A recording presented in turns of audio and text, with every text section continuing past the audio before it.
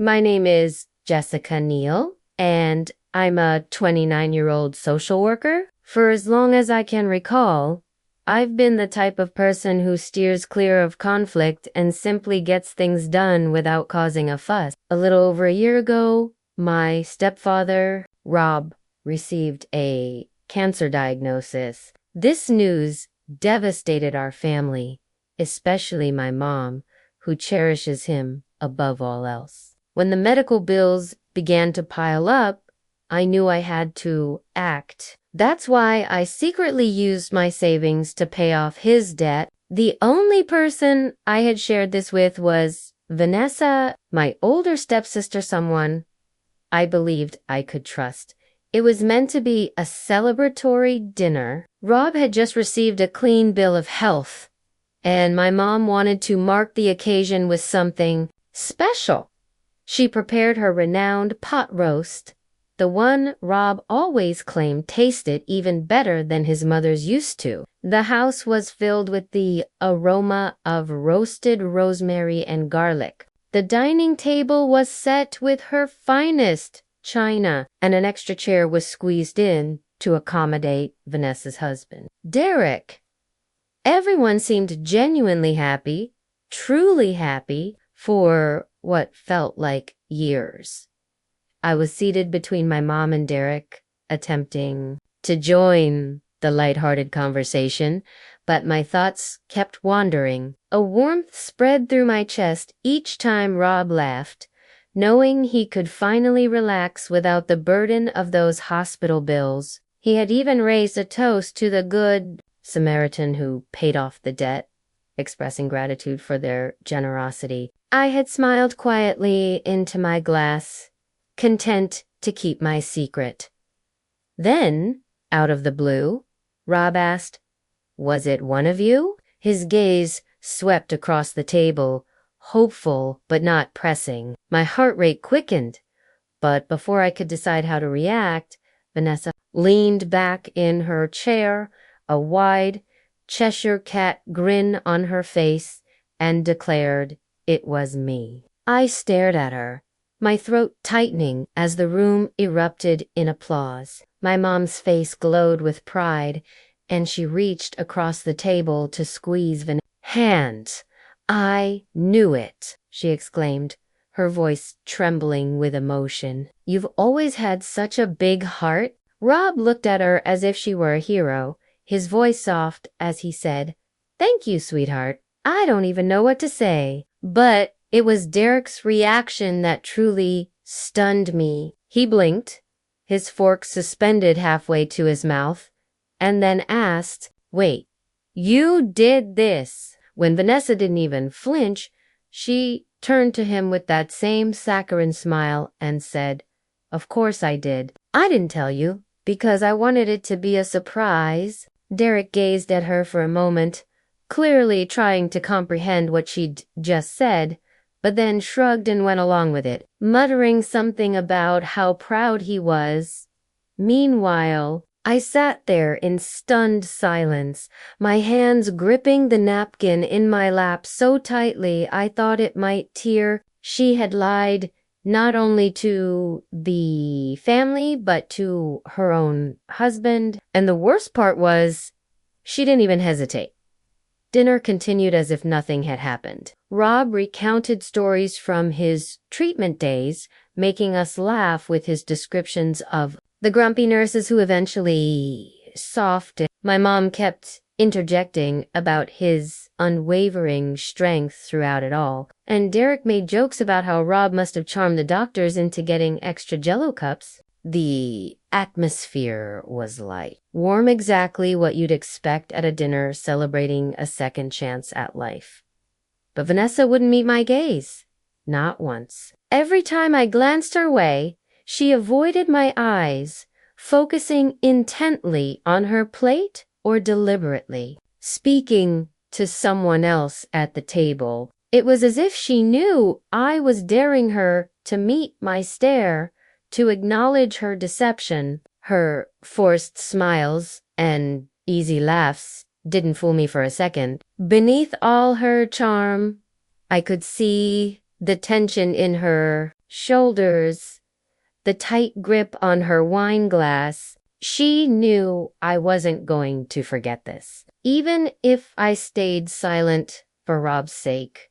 When dinner finally concluded, I could barely escape fast enough. I hugged my mom and Rob, telling him how proud I was of his resilience, and then slipped on my coat. Vanessa offered me a quick, perfunctory smile as I walked past her, but I didn't bother attempting to say goodbye. My mom called after me to drive safely, but I could barely hear her over the whirlwind of thoughts in my head.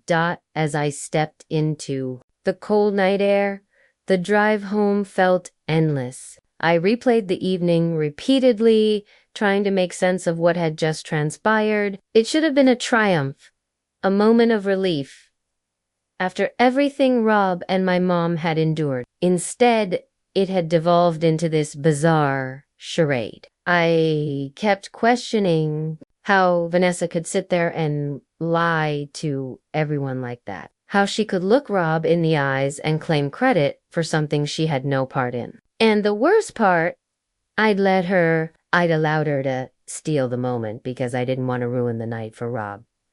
But now, sitting alone in my apartment, the silence felt unbearable, and I couldn't stop wondering if I'd made the right choice.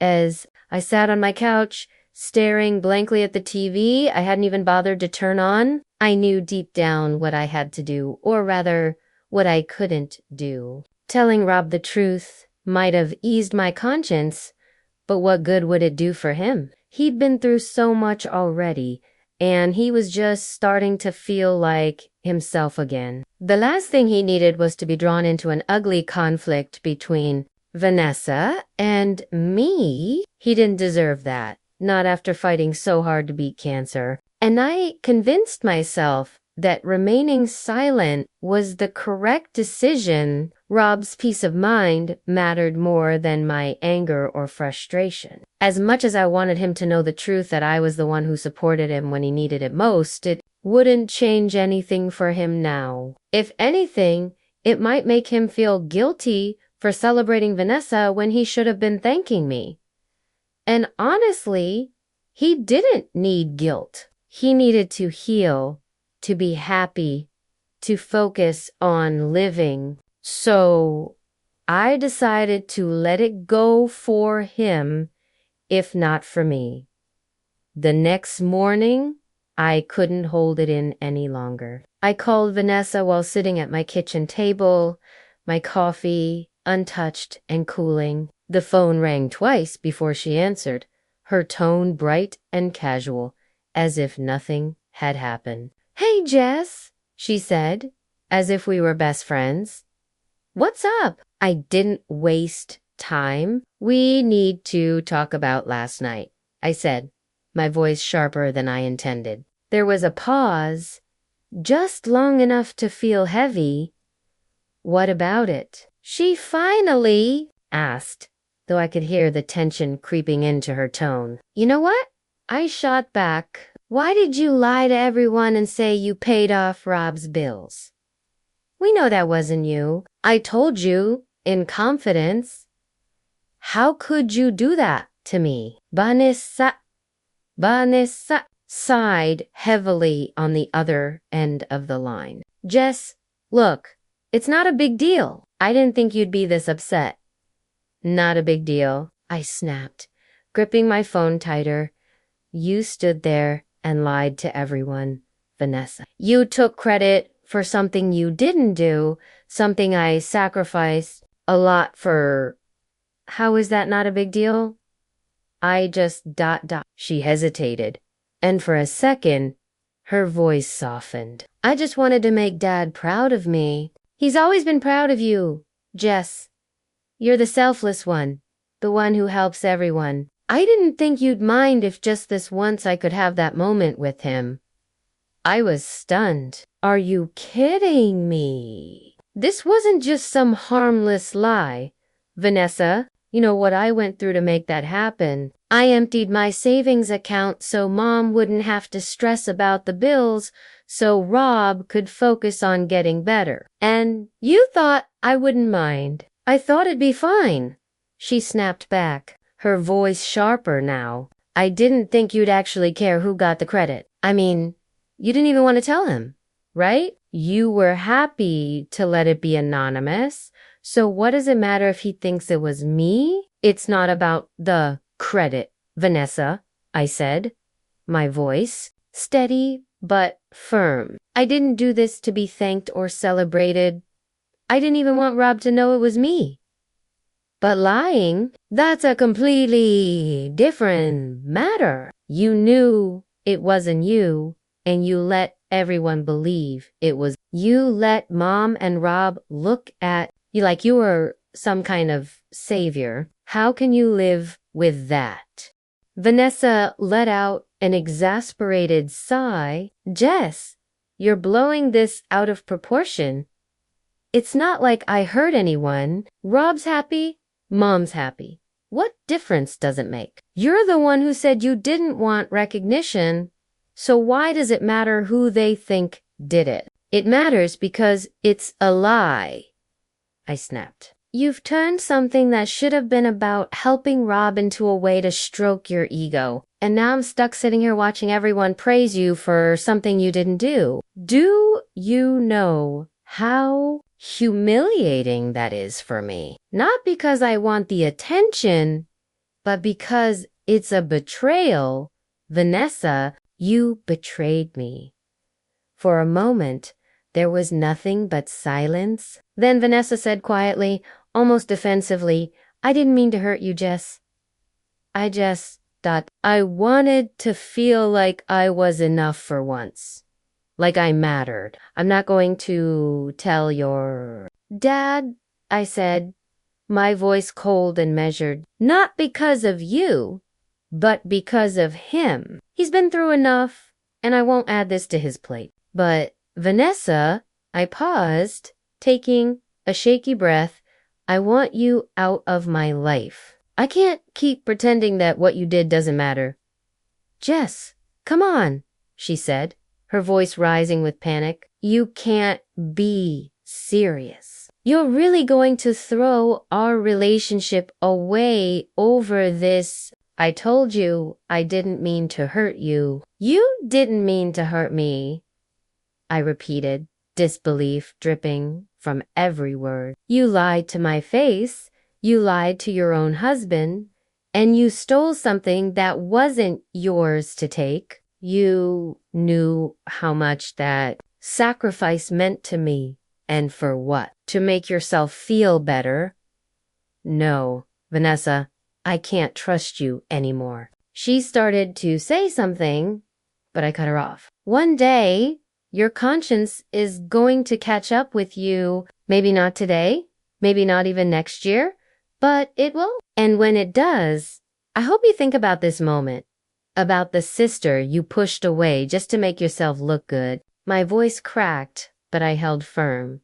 I hope it was worth it. Vanessa didn't reply. The silence stretched on, heavy and suffocating, until I finally hung up. I sat there staring at the phone, my hands trembling, the weight of everything sinking in. I felt raw and hollow, but at least I'd finally said what I needed to say. A year passed, but things between Vanessa and me never returned to normal. We still saw each other at family gatherings, birthdays, holidays, the occasional barbecue, but we might as well have been strangers. Conversations were polite, but superficial, and we avoided being alone in the same room. The tension between us wasn't just noticeable. It was impossible to ignore. Mom was the first to bring it up after a family dinner one night. She pulled me aside, her brow furrowed with worry. Jessica, she said softly, what's going on between you and Vanessa? You two used to be so close. I shrugged. trying to play it off. We're fine, Mom. Just busy with life, I guess. But I could see she wasn't convinced. Rob had noticed it too. At Christmas, he asked why Vanessa and I didn't sit together anymore. You two used to laugh so much, he'd said. I forced a smile and changed the subject, but it stung more than I expected. A few months after that Christmas dinner, Vanessa started reaching out. It was subtle at first. Texts here and there like, "Hey, how's work going?" Or Mom said, "You've been really busy. Hope you're okay." I ignored every single one. I couldn't bring myself to engage with her. Each message felt like a tiny jab, a reminder of what she'd done and how easily she had betrayed me. At family gatherings, she tried harder. She'd make small talk or ask me questions about my job, but I kept my answers short and polite, giving her no room to dig deeper. At one dinner, she cornered me in the kitchen while I was refilling my drink. "Jess, I know things haven't been great between us, but maybe we could grab coffee sometime. Just talk." I didn't even look at her. "I'm busy," I said flatly, brushing past her. She sighed, but I didn't stop to see her reaction. Whatever she was trying to do, it wasn't enough to erase the past year.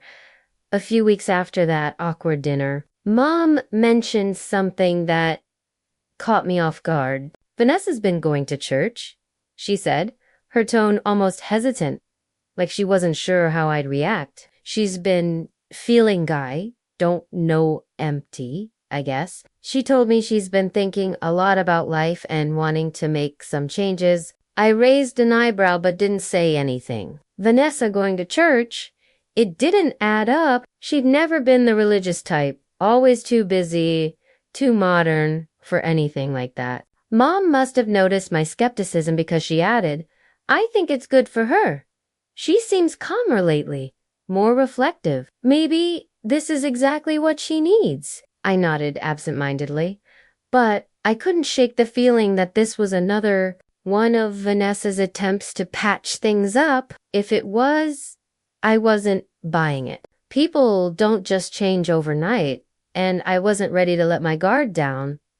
One evening, as I was settling onto the couch with a book, my phone buzzed on the coffee table. I glanced at the screen and saw Vanessa's name. My first instinct was to let it go to voicemail, like I had so many times before. But something stopped me. Maybe it was curiosity or a nagging sense that this wasn't just another one of her superficial attempts to reach out. Against my better judgment, I picked up, "Jess," she said softly, her voice quieter than I'd ever heard it. "I know I'm probably the last person you want to hear from, but I need to tell you something."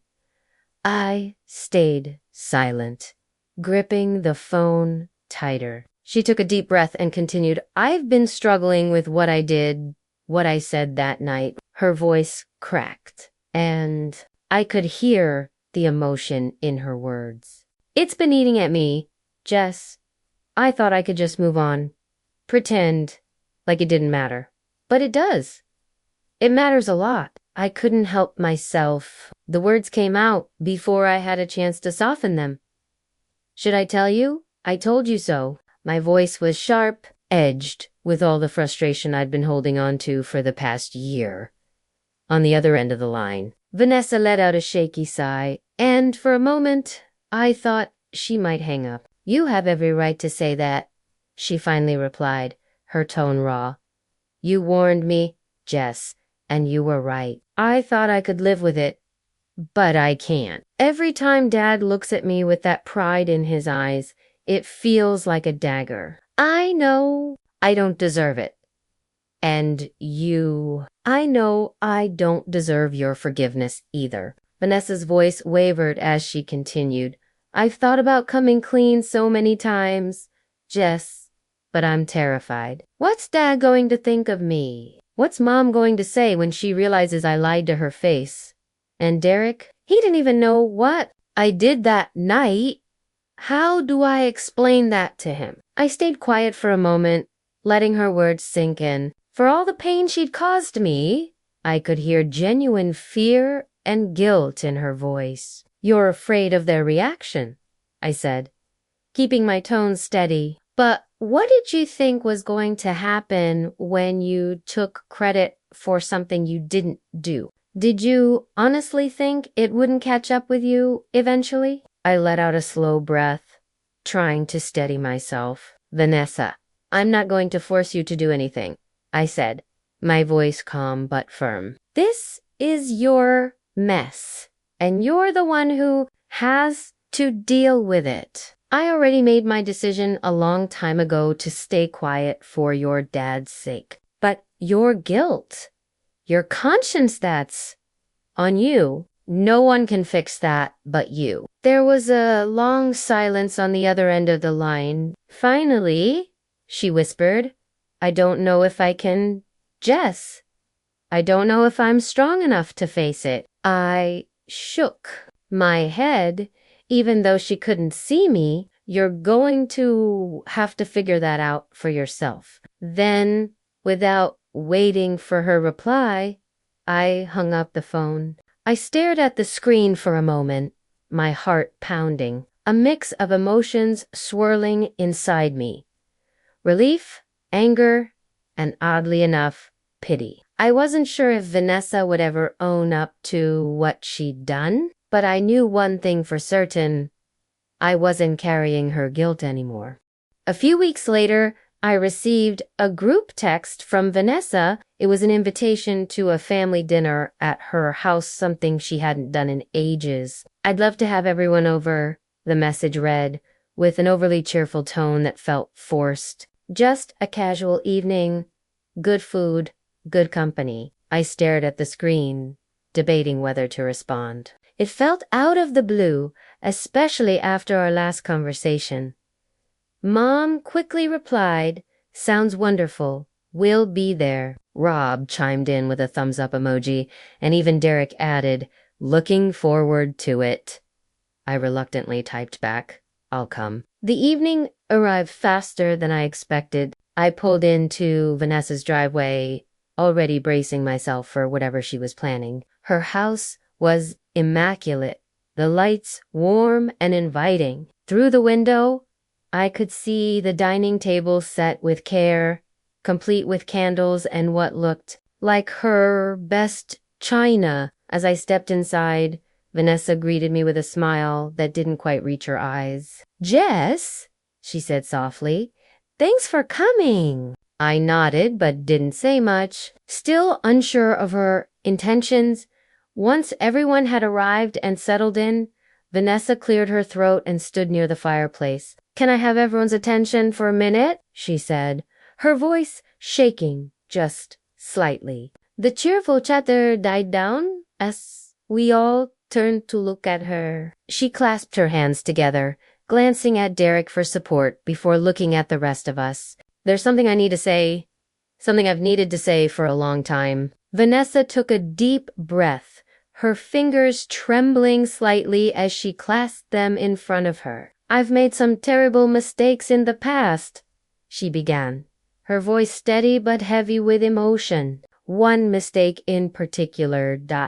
It hurt someone I care about deeply, and it's been weighing on me ever since. She paused and glanced at Derek, who gave her a small, encouraging nod from his seat beside her. He placed a hand on her shoulder, and she seemed to draw strength from it. I've been struggling with how to handle it, and I've been talking to my priest. He's been helping me realize that the only way to move forward is to face it. Rob leaned forward in his chair, his expression tense. Vanessa, he said, his voice filled with concern. What is it? What mistake are you talking about? His hands gripped the armrest tightly, his anxiety visible, while Mom's hand rested lightly on his arm. Her own confusion etched across her face. The room was so quiet you could hear the faint tick of the wall clock as we all waited for her to continue.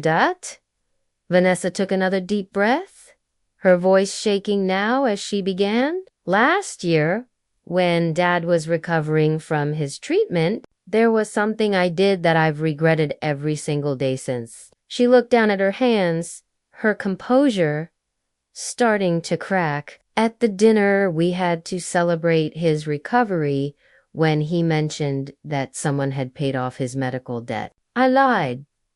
I told everyone it was me. She glanced around the room, her eyes filled with tears as she continued, but it wasn't me. It was Jessica. The weight of her words hung in the air, and I felt every pair of eyes shift to me. Jessica was the one who used her savings to pay off the debt. She was the one who made sure Dad and Mom didn't have to worry about the bills, and I took credit for it. I took her sacrifice and made it my own because I wanted Dad to be proud of me. I wanted to feel like I was enough, just for once. Her voice broke as she dropped to her knees, her hands clasped in front of her like she was praying. Tears streamed down her face. I'm so sorry, Jess. I betrayed you. I lied to everyone. And I hurt you in a way I can never take back. Dad, Mom, ... I don't even know what to say. I've been carrying this guilt for so long, and I couldn't hide from it anymore. Please, please forgive me. I know I don't deserve it, but I had to tell you the truth. The room was silent except for her quiet sobs. Derek reached out to steady her, his hand resting on her shoulder, but she stayed on her knees, her face crumpled with regret. Rob looked at her, his face pale and stunned, while Mom's hand shot up to cover her mouth. All eyes turned to me, waiting for my reaction. Through her sobs, Vanessa continued, her voice raw and broken. Jessica, she's an angel. She's the most selfless person I've ever known. She didn't tell Dad what I did, not because she couldn't, but because she didn't want him to worry. She cared more about his peace of mind than about what I took from her. She is so good, so selfless, that she didn't even want him to know she was the one who paid the bills in the first place. Her shoulders shook as she wiped her face with trembling hands. I've spent this past year hating myself for what I did to you. Jess, I don't know how you stayed so quiet, how you kept all of that inside. Why, I took what was yours. You're so much better than me. I could never be like you, but I wish I could. I wish I had your strength, your kindness. I've spent my whole life trying to feel like I'm enough, and I realize now that it wasn't you I was competing with, it was myself. Vanessa buried her face in her hands, the room heavy with the sound of her sobs. Dereku kuneru beside her, gently wrapping an arm around her shoulders. Rob and Mom sat frozen, their faces a mixture of shock and deep emotion. I didn't know what to say, my heart twisting in ways I hadn't expected. It's been 6 months since that. 6 months since Vanessa got down on her knees and confessed the truth in front of everyone. Things haven't reverted to how they were, and honestly, I don't think they ever will. But they've changed in ways I didn't anticipate. Vanessa has been different, quieter, more thoughtful. She still reaches out, though I can tell it's difficult for her. She sends texts, sometimes small things like, saw this and thought of you, or Mom said you weren't feeling well, hope you're okay. Rob and Mom handled the truth better than I thought they would. Rob was disappointed in Vanessa. I could see that, but his love for her didn't waver. And with me, he's been even warmer, always finding little ways to show his gratitude, like saving me the best piece of pie at dinner, or asking about my work in a way that feels genuinely interested. It's strange, but I think in some ways that night brought us closer as a family, not perfect, but closer. As for Vanessa, she's still trying trying to be the best version of herself. And for the first time, I think she truly means it